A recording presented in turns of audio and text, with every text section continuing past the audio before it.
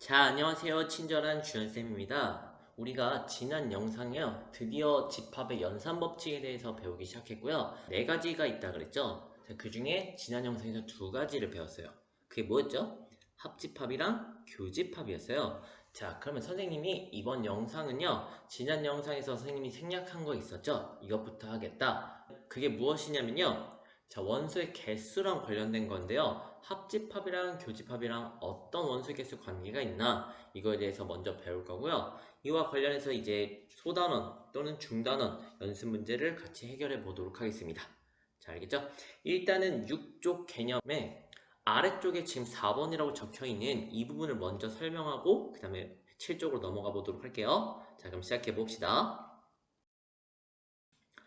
자, 이 4번 네 번째 마지막 개념 보시면요. 이 합집합이랑 교집합의 원소의 개수라는 건데요. 일단은 가정이요. 집합 A랑 집합 B가 있는데 원소가 일단 유한계래요. 자, 무한계에서는 적용하지 않습니다. 자, 이 상황에서 만약에 A 합집합 B를 N 이렇게 썼어요. N 이게 뭐였죠? 집합의 원소의 개수였어요. 자, 그럼 이 의미는 A 합집합 B 전체의 원소의 개수가 몇 개니? 라고 물어봤는데요. 걔랑 이거를 비교해 볼게요. NA는 집합 A의 원소의 개수죠. 그리고 NB는 집합 B의 원소의 개수예요. 이거랑 한번 비교해 봅시다. A 합집합 B는 이 합한 부분 전체 요만큼이라고 그랬죠. 그죠? 이 합집합 개수랑 이 A 전체, 선생님 빨간색으로 칠한 부분, 자, 그리고 B 전체, 파란색으로 칠한 부분, 이렇게 더하면 어떤 관계가 있을까요? 얘가 과연 등호가 성립을 할까요?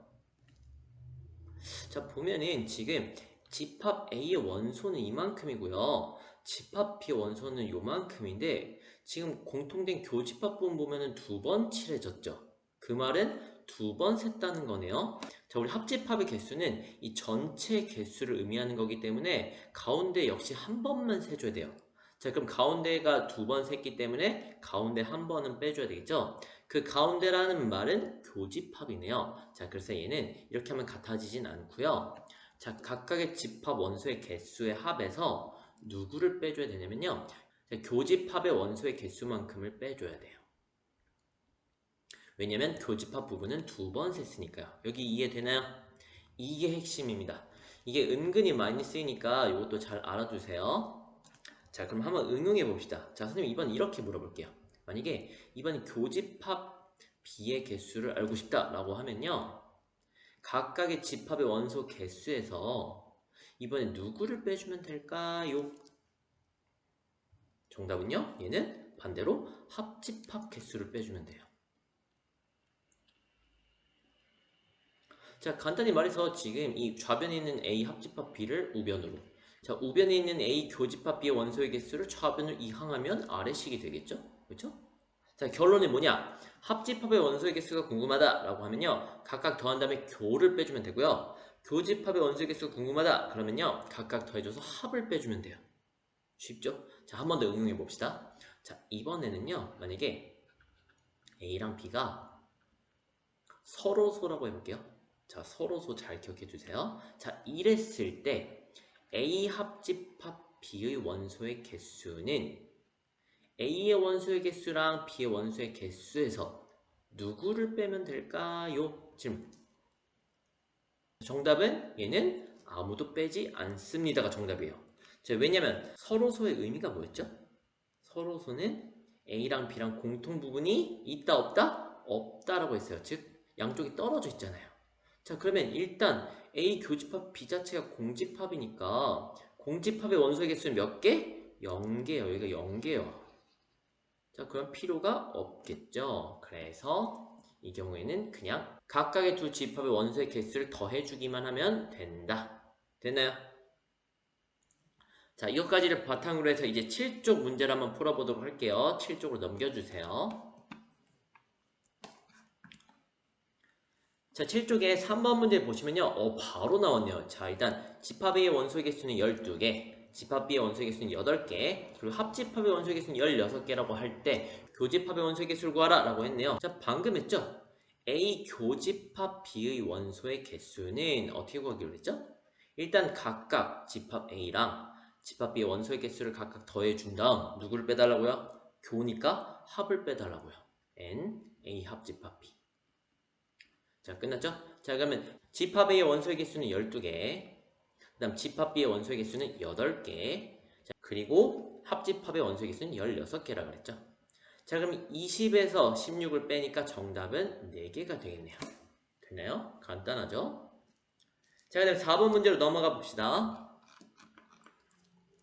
4번 문제 보시면요. 일단 집합 A는 1, 2, 4를 원소로 갖는데요. 자, 그런데 집합 B랑 서로 소래요.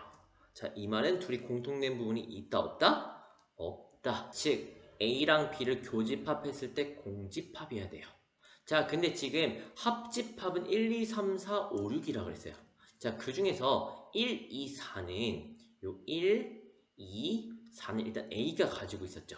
자, 근데 교집합이 공집합이니까 A에 있는 녀석들은 모두 B에 있으면 안 되잖아요. B에도 있으면 공통된 부분이 있는 거니까요. 즉, 1, 2, 4는 B에는 없다는 뜻이에요. 그럼 나머지 3, 5, 6만 B가 가지고 있겠죠. 자, 따라서 B는 3, 5, 6이다. 3, 5, 6 중에 하나라도 없으면 합집합 원소에 들어가지 않습니다. 반드시 셋 다 가지고 있어야 돼요. 자, 바로 5번 문제로 넘어가 보도록 합시다. 자, 5번 문제 보시면요. 일단 A 합집합 B가 뭔지 나와 있고요. A 합집합 이번 C가 뭔지 나와 있어요. 자, 이랬을 때 A 합집합 그리고 비교 C를 구하라 그랬네요. 갑자기 이게 뭐지? 라고 하기 전에요.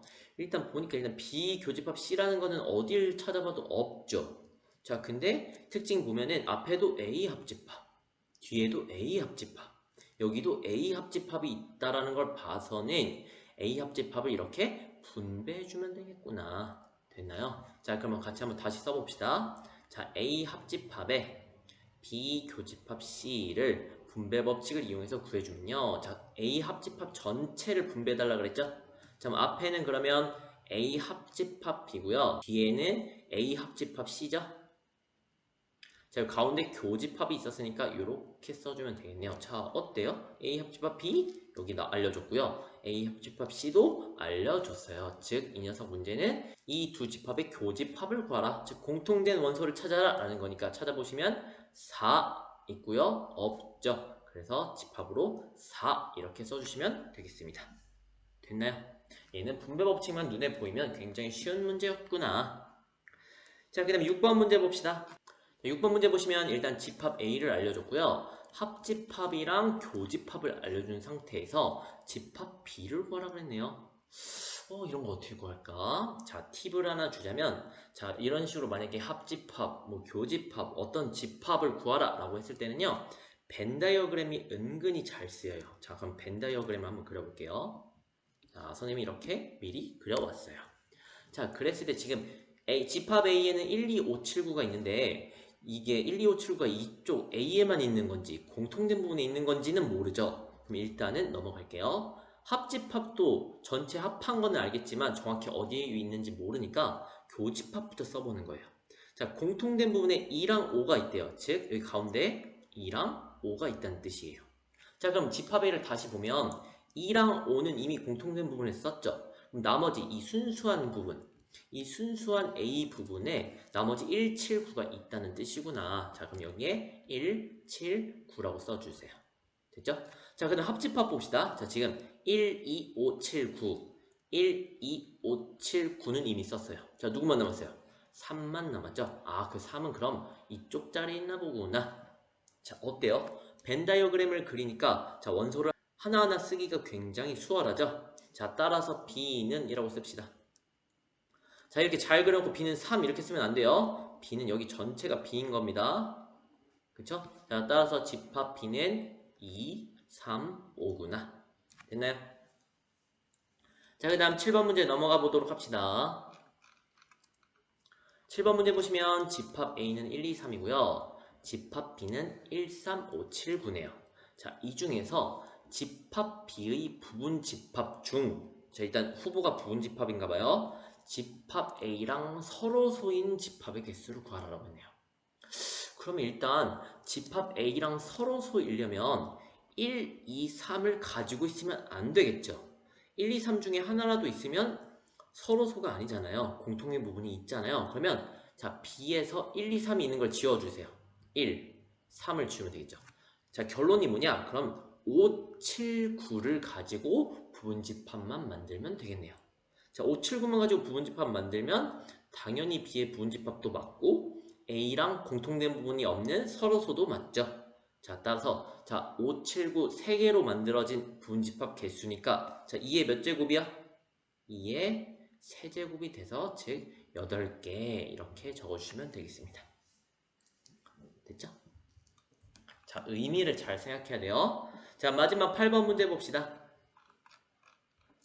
자, 8번 문제 보시면요. 자, 어느 반 학생들이 있는데 A 영화를 본 학생은 23명이고요.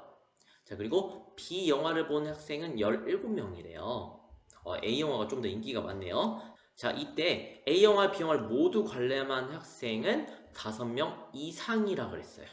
5명이나 5명 이상인 거예요. 자, 이 상태에서 문제 1, 2번 보시면은 A 영화 또는 B 영화, 얘도 A 영화 또는 B 영화를 관람한 학생 수의 최소값, 2번은 최대값을 구하라는 문제네요. 자, 그럼 일단 얘를 집합을 표현해 봅시다. 일단 A 영화를 본 학생들의 집합을 집합 A라고 둘게요. 자, 그리고 B 영화를 본 학생들의 집합을 B라고 둘게요. 자, 그러면 23이란 뜻은 집합 A의 원소의 개수가 23이란 뜻이죠. 그렇죠? 자, 그럼 마찬가지로 17은요. 집합 B의 원소의 개수가 17이라는 뜻이죠. 자, 그리고 A랑 B를 모두 관람했다. 즉, 둘 다 봤다. 라는 말은 공통된 부분이네요. 자, 그러면 5명 이상이라는 말은 N, A 교집합 B. 공통된 부분의 원소의 개수가 5명 이상이니까 5보다 크거나 같다라고 쓸 수가 있고요. 최대 몇 가지 가능할까요? 이거는 약간 상식적으로 생각해 보세요. B는 17명을 봤어요. A는 23명을 봤어요. 자, 교집합은 둘 다 봤다는 뜻이에요. 자, 이미 B가 17명만 봤기 때문에 공통된 부분이 18명 이상 나올 수 있어요, 없어요? 없겠죠. 아무리 최대로 가봤자 17명이겠죠. 즉, B 영화를 본 17명이 다 A 영화를 볼 수도 있잖아요. 그쵸? 그래서 최대는 17명까지구나. 이거를 먼저 찾을 수 있어야 되는 거예요. 자, 그랬을 때 지금 A 영화 또는 B 영화를 관람한 학생 수를 구하라 라는 문제는요. 선생님이 또는은 무슨 집합이라 그랬죠? 기억나요? 또는 자, A여도 되고 B여도 되고 둘 다여도 되고 전체 다. 자, 그래서 또는은 합집합이라 그랬어요. 합집합. 이거 잘 기억해 두세요. 자, 그럼 얘는 뭐를 구하라는 문제냐면요. N A 합집합 B가 몇이니 이거의 최소값 또는 최대값이 몇이니 이게 궁금한 거예요. 됐죠? 자, 그럼 우리 A 합집합 B의 개수? 우리 이거 배웠는데 자, 이 공식이 있었죠? 선생님이 앞에 별표 친 거. 오늘 처음 배운 개념. 자, 얘는 A의 원소의 개수에다가 집합 B의 원소의 개수를 더하고 누구를 뺀다 그랬어요? 합집합의 원소의 개수는 자, 교집합을 뺀다 그랬죠? 자, 이 공식을 쓸 건데요. 자, 개수를 봅시다. 일단 집합 A의 원소의 개수는 23. 그쵸? 자, 그리고 집합 B의 원소의 개수는 17까지 됐고요. 교집합을 빼줄 건데 교집합은 딱 몇이다 라고 알려주진 않고 최소가 5, 최대가 17이라고 알고 있어요. 자, 근데 우리는 1번 문제는 최소값을 구할 거잖아요. 가장 작은 값. 그러면 이 값은 고정되니까 이 뺀 값이 가장 커야지 전체는 가장 작아지겠죠. 다시 가장 많이 빼야지 전체는 최소값이 될 거 아니에요. 그럼 언제가 최대예요? 17일 때가 최대겠죠? 자, 그럼 이건 지워주시고 최대인 17을 그대로 적어주시면 되겠네요. 자, 17이 그대로 없어지니까 정답은 23명이 되겠죠? 여기 이해되나요? 자, 그 다음 다시 봅시다. 마찬가지예요. 자, 여긴 똑같으니까 그대로 가지고 있습니다. 여기까지 다 똑같아요.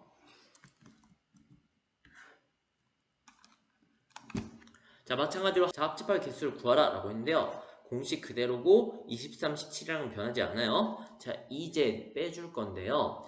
최대값을 구하라 그랬죠. 이 전체가 최대가 되려면 조금만 빼면 될 거 아니에요. 그죠? 최대가 되려면 조금만 빼면 되겠죠. 자, 교집합의 가장 최소값은 몇이었어요? 5명이었죠. 자, 즉 여기는 5명만 빼주면 되겠네요. 됐나요? 자, 계산해 주시면 23에서 17을 더하면 40이죠. 그럼 40에서 5를 빼주니까 정답은 35가 되겠네요. 됐죠? 자, 이렇게 해서 우리는 합집합, 교집합이랑 관련된 문제까지 모두 다 풀어보았습니다. 자, 우리 다음 영상에는요, 우리 연산법칙 나머지 2가지 더 있다 그랬죠? 차집합, 여집합. 이거에 대해서 배우고요. 이제 각각 연산들의 관계가 어떻게 되나 이거에 대한 성질도 배우도록 하겠습니다. 다음 시간에 새로운 집합의 연산을 배울 거니까요. 우리 지금까지 배운 합집합, 교집합 복습 철저하게 해주고 다음 영상 들어주도록 하세요. 자, 그러면 오늘도 너무 고생했고요. 우린 다음 영상에서 봅시다. 안녕.